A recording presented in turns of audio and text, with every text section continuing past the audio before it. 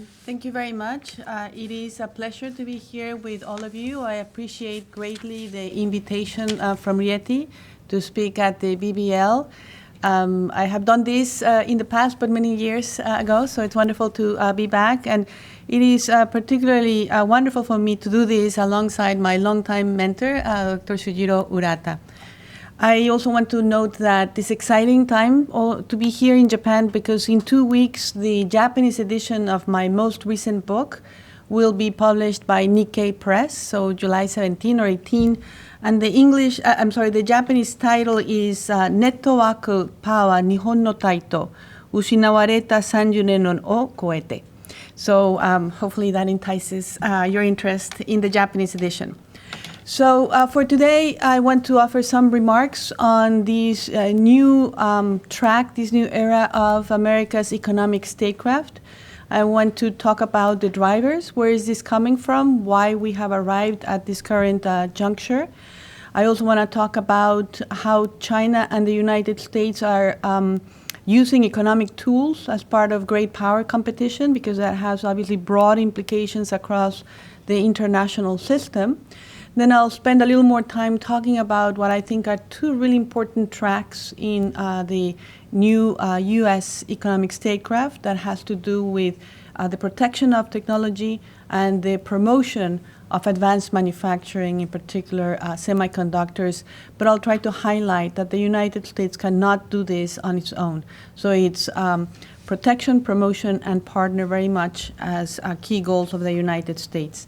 And then in the final part of my remarks today, I want to also briefly touch on what this all means for U.S.-Japan relations, particularly in a year of elections, certainly in the United States, but also with an LDP election later this fall. So let me start, and I am known for speaking very quickly, so I'll try to slow down, but at any time, if I race away, please slow me down. But let me then talk about what I see these broader set of factors that have really brought a profound change to the way in which the United States thinks and articulates its international economic objectives, and the way in which many other important players are also reacting to these developments, like Japan, South Korea, Taiwan, and so forth. And what I want to highlight is that I believe that we're witnessing a paradigm shift. And the way I would label this is that what we're watching in real time is the securitization of international economic relations. And this is coming from, I believe, a heightened sense of risk in the global economy. And in particular, because there have been 4 major sources of stress that are acting simultaneously, concurrently, and I think that has heightened the risks of operating in the international marketplace, the risks of supply chains that cross many national borders. What are these factors that have increased the sense of vulnerability, this awareness about risk, the awareness about the need to hedge? Well, I would focus on some key drivers, such as, of course, U.S.-China, a strategic competition. I'll describe more what I mean by this, but certainly the situation where you have 2 peer competitors vying for influence who are deeply integrated economically, and therefore economic instruments are a very central part to this competition. So that's one element.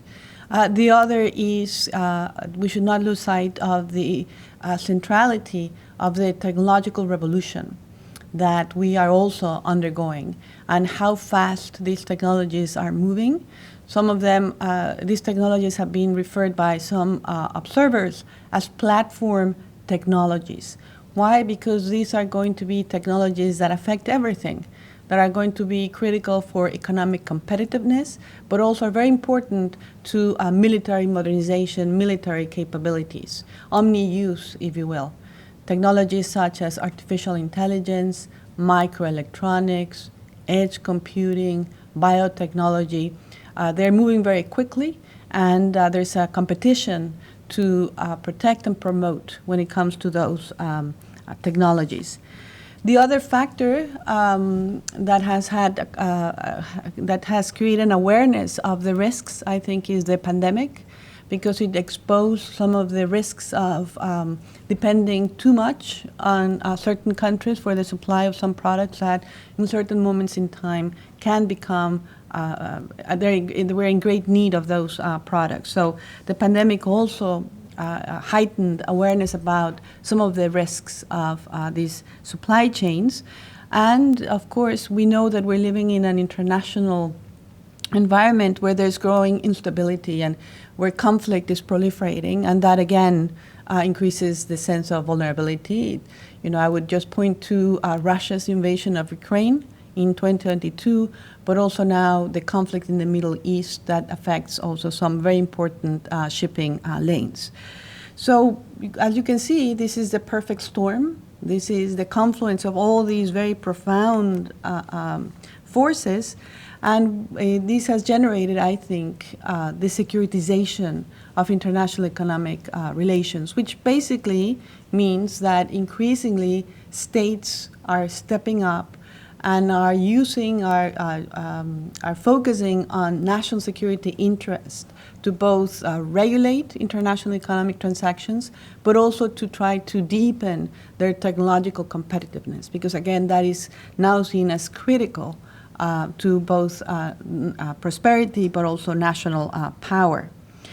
But we have to also keep in mind that the rise of economic security is happening in the aftermath of the global supply chain revolution. And this means that we hear a lot of talk about, strategic autonomy, self-reliance, but nobody is really aiming for autarky, because autarky would be the perfect recipe for losing economic heft, but also geopolitical influence.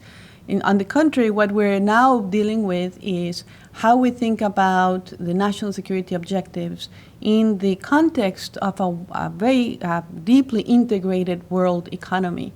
And especially this has now given rise to buzzwords such as weaponized interdependence, where we focus on specific nodes in the supply chain as providing particular leverage or influence for any actor that chooses to tap on that leverage. So, that I think is in broad strokes a description of a very different international environment that we had, say, 20 years ago. Clearly things have moved very quickly and all pointing in this direction. So after laying this broad landscape, then let me talk a little bit more detail about from the angle of great power competition. And what I would say is that I see China and the United States thinking of globalization as one fundamental dimension of this strategic rivalry that now defines the relationship. And it's indeed striking how profoundly U.S.-China ties have changed in a matter of a couple of decades. If you think of where we were in the beginning of the 21st century, I think that was we're talking about China's joining the WTO as the culmination of a process of economic engagement, where the idea was that it would be possible to build very deep economic ties to trade and investment, and that would create an incentive for China. The hope was to become a more responsible stakeholder as it acquired more influence. But that's certainly not the way in which the United States is thinking about China today. I think that the competitive turn is here to stay.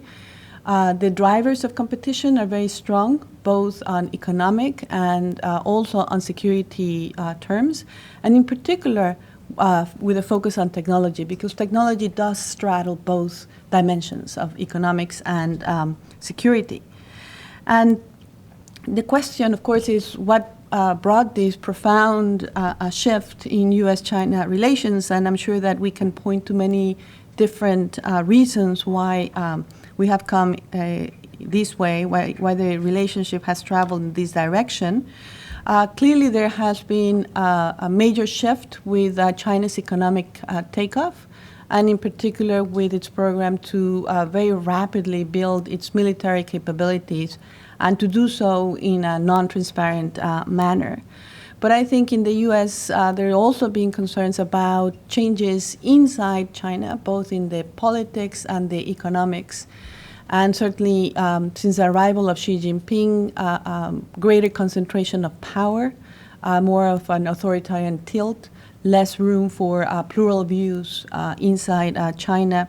That has been seen with great concern, but also in terms of where China is going in thinking about its economic policy and the perception, the conclusion that the spirit of economic reform in China has faded, and that, on the contrary, China is doubling down on its model of state capitalism, but now with more ambitious objectives of leading in the most advanced technologies.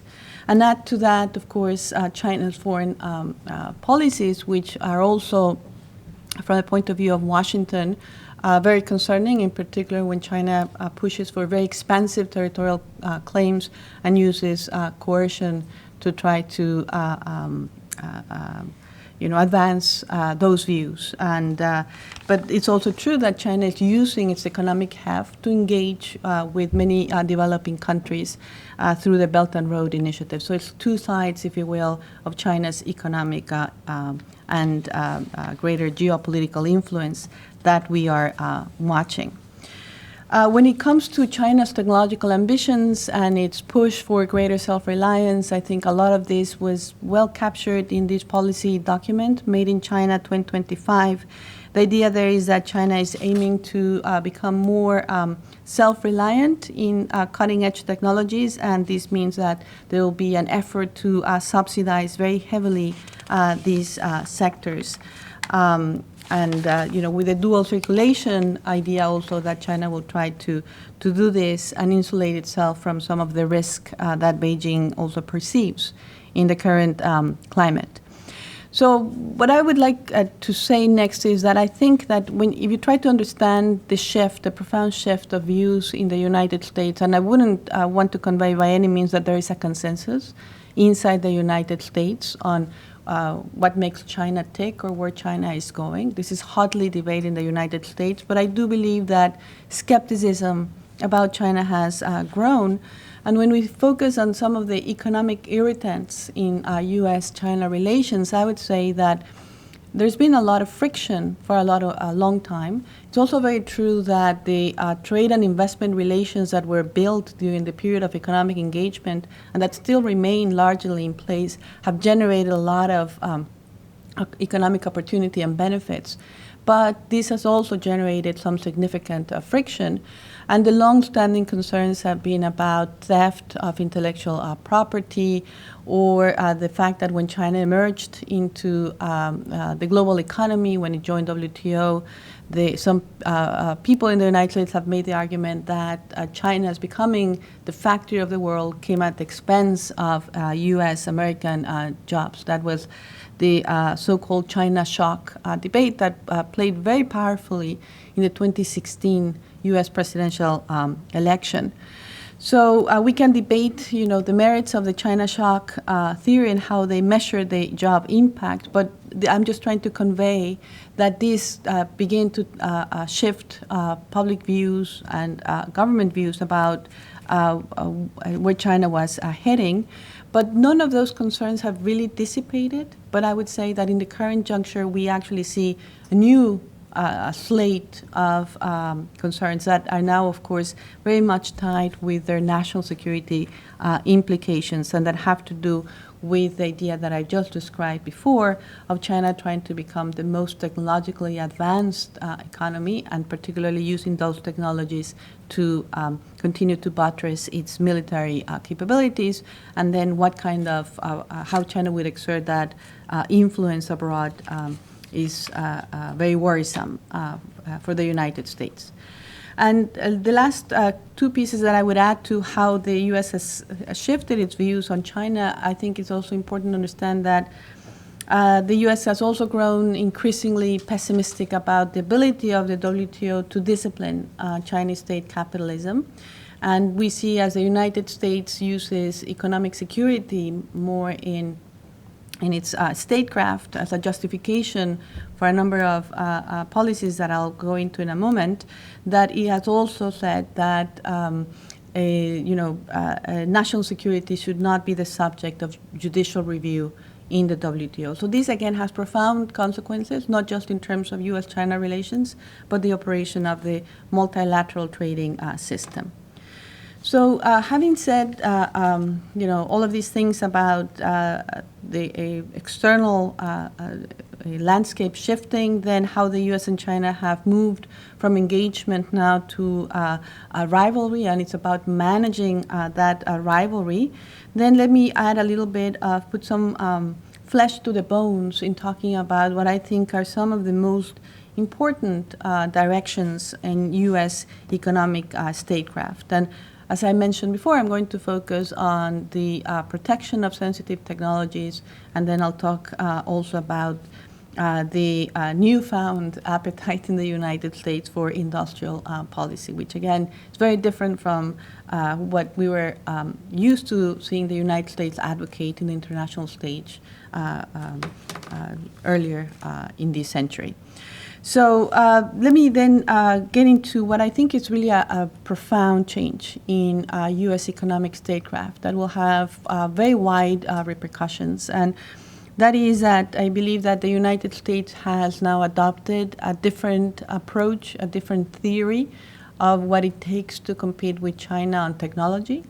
And therefore, it has also adopted new types of export controls. So export controls have been there, have existed for a while, but now they're being used in novel ways. And in both, but nevertheless, the United States, as I'll explain in a second, cannot embark on these new paths on its own. And it's very important to collaborate, coordinate with other partners and like-minded countries. So why I say that this is really a new era, a new approach. I think that I would date this back in terms of its more explicit articulation to a very important speech that National Security Advisor Mr. Sullivan gave in Washington in September of 2022, where he talked about the challenges of protecting sensitive technologies in this new security environment.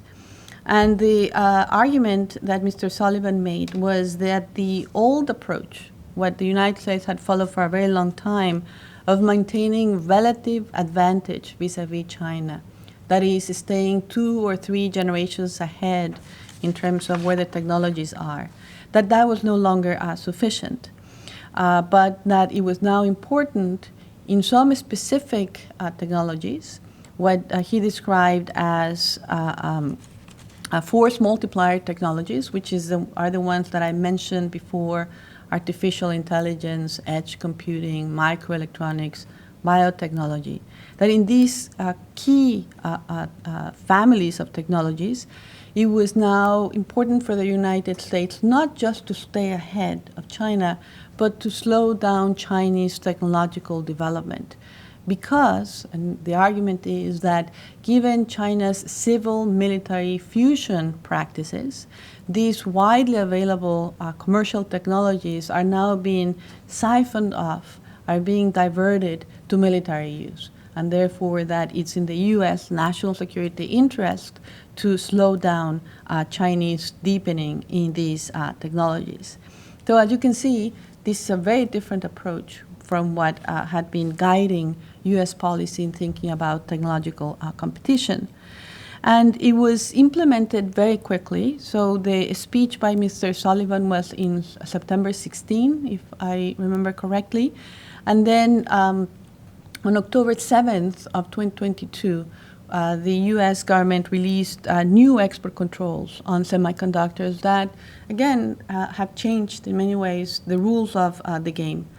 The basic thrust of these new export control rules of October 7th was to curtail China's access to high-performance chips that can be used to train AI or edge computing.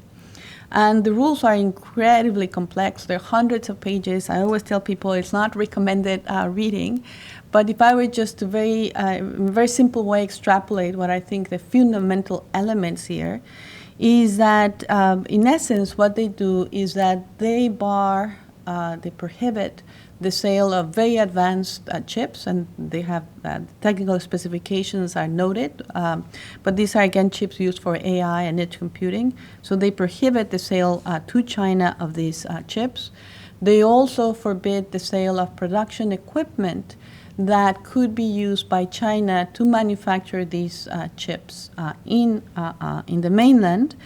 And a very novel thing was that also they, through these export controls, the U.S. forbids U.S. persons to assist China in its manufacturing operations again in the mainland. So I think that as a package, the idea is to frustrate, to deter China's technological deepening by curtailing access to the chips, to the machinery, and to U.S.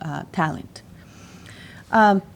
But as it became very clear the moment the new export control rules were issued, that the United States needed to cooperate with partners. Some part of the rule had an extraterritorial element because one of the novelties here is through the foreign direct product rule that now the United States government is saying that not only American companies, but any firm in the world that has touched American software or tools must abide by these regulations. So the jurisdiction expanded tremendously. The reach of this rule expanded tremendously. But in addition to that, the United States government was immediately very interested in negotiating an alignment of export control policies from those countries that house companies that are leaders in the specific, very sophisticated production equipment lines. Because if there was no alignment, the concern was that China would be able to evade these export controls and find ways to procure the production equipment. And it is widely understood that the United States, Netherlands, and Japan quietly negotiated such an alignment of export control rules for the production equipment categories that were relevant to these October 7th rules. So as you can see, a new direction, but one where the United States needs to be talking to its partners and allies if it wants to have an effective approach. And we can discuss whether this will generate the success that many are hoping for or not, and whether it was a wise decision or not. It's hotly debated. But nevertheless, it is true that this is a very important new direction. Now, let me also touch on industrial policy, because again, if you think about the years of the Washington Consensus, this was so different from what we hear today from Washington, in the sense that the United States was government was very negative about industrial policy. That actually was a point of friction in U.S.-Japan relations for a very long time. But now we see that that has changed, and again, there is now this new way of thinking that if the United States wants to continue to deepen its technological progress, it must embark on this new chapter of industrial policy. And the Biden administration has set out some very ambitious goals. They're also supported by some very ambitious legislative packages like the Inflation Reduction Act and the CHIPS and Science Act. But the goals are ambitious because the idea is that the United States would like to be able to produce 20% of the world's most advanced logic chips by 2030, and also to embark on a green power transformation. So again, to be able to become a major producer of solar panels, of electric vehicles, high-performance batteries, and of course to build the infrastructure inside the United States for these to work. I would say quite candidly that I see, of course, a lot of ambition in these goals, but I also think there's a strain of anxiety as to not missing out in what could be a very a decisive decade.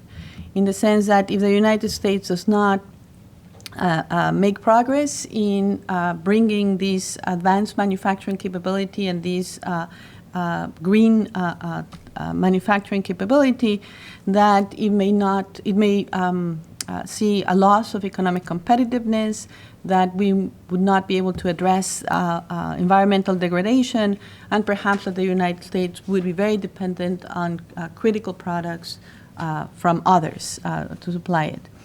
But once again, the United States cannot do this alone, and it is not industrial policy of the past where the idea was that you're trying to keep foreign multinationals at bay and you're trying to raise infant industries. On the contrary, this has been about attracting cutting-edge producers, the foundries, the foundry companies, and therefore bringing TSMC and Samsung to the United States has been as an important step in that direction. And again, just to pick, I think, a potential discussion item, I also think it's important to watch. You know, the United States is launching this new industrial policy, but many other players have also their own industrial policies, not only China, but Japan also has stepped up its ambition in semiconductors, Korea, Taiwan, the European Union, you name it. But I think there's something distinctive of how the U.S. so far has thought about industrial policy, because it's always been, I think, with an eye on what this means for strategic competition with China. And therefore, as the U.S. government, the Commerce Department now gives these subsidies as part of the CHIPS Act, and they already have begun to disperse them, the subsidies come with strings attached, in the sense that the recipients have to agree to not substantively expand their manufacturing capability in semiconductors in China for a number of years. Or, in the case of electric vehicles, for instance, in order to receive the tax credit that is very hefty, very substantial to persuade consumers to go for EVs, in order to be able to offer that, the car companies must also meet very, very stiff, and I think actually unrealistic deadlines in terms of abandoning or cutting off their supply of rare earths and other critical minerals from China. So again, it's an industrial policy with industrial objectives in mind, but also with a strategic competition rationale all in one. Now, what this means for U.S.-Japan relations, well, I think that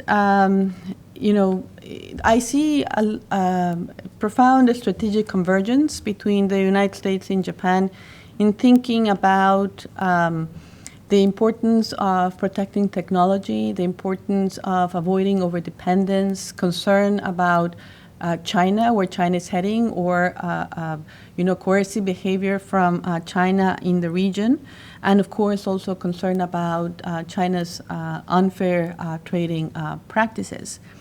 And I think it's been interesting to watch that the allies have very quickly developed economic security as a pillar of the bilateral and regional agenda. And, in 2021, the U.S. and Japanese government launched the Core and Resilience Competitiveness Agenda. Then there was also the very interesting move to create a 2+2 for economics, and I think it's mostly for economic security, to what had been traditionally a 2+2 that had a security focus with the foreign ministers and the defense ministers.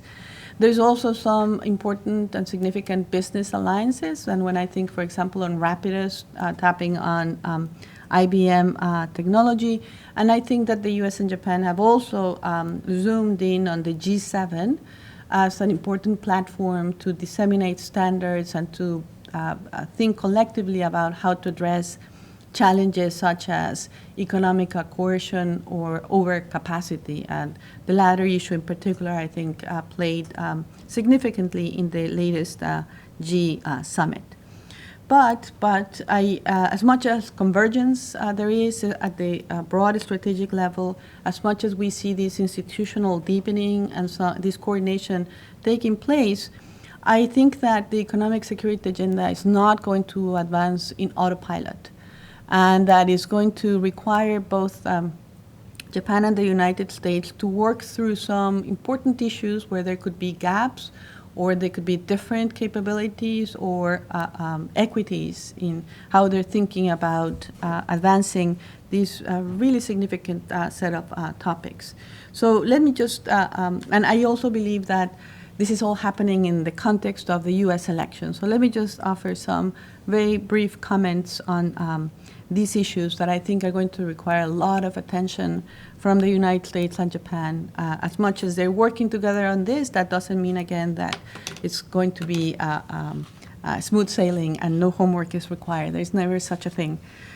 So I think that some important issues to focus on would be, and I hear this not only from my time in Tokyo, but talking to many others in the region, that there is an expectation, and because it's a very high priority, that when the U.S. Government talks about a small yard high fence, that is a very focused approach on the restrictions to technology flows, that remains true, and that we don't open a slippery slope of adding too fast or too many of these technologies to the restricted category, because of what that could mean for open innovation systems, or for what that could mean for economies that are very integrated with China, and companies that have deep investment equities in China. So again, understanding whether the United States would indeed keep these as just focus on the most sensitive technologies, and it doesn't become a snowball, I think is something that there's a lot of conversation happening in this area. The other one also comes from different legal regimes when we're thinking about export controls.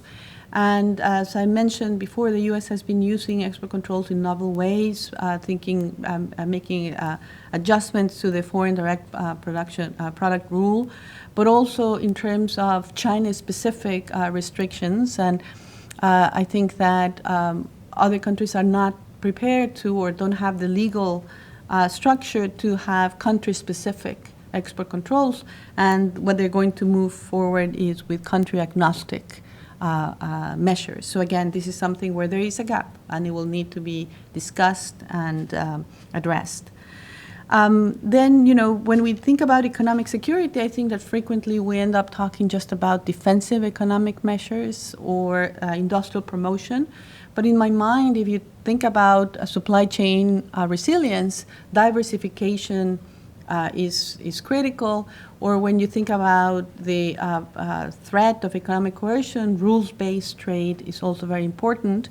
And this is an area where I think that unfortunately the U.S. and Japan, the opportunities for working together very robustly are diminishing in the sense that both Republican and Democratic administrations have been unwilling to discuss coming back to the CPTPP or negotiate new trade agreements.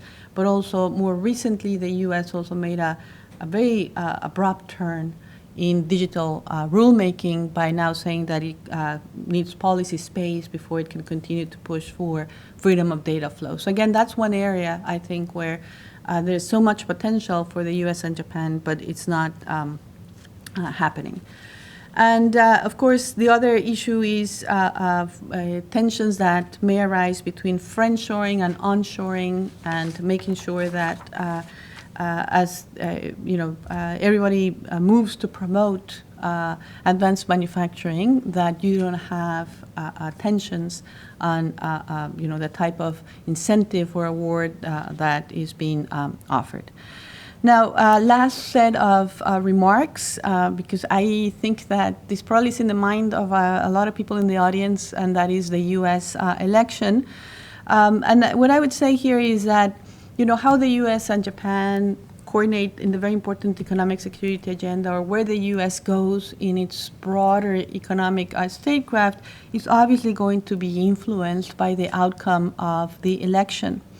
But there are some things where I believe that regardless of the outcome, they're here to stay.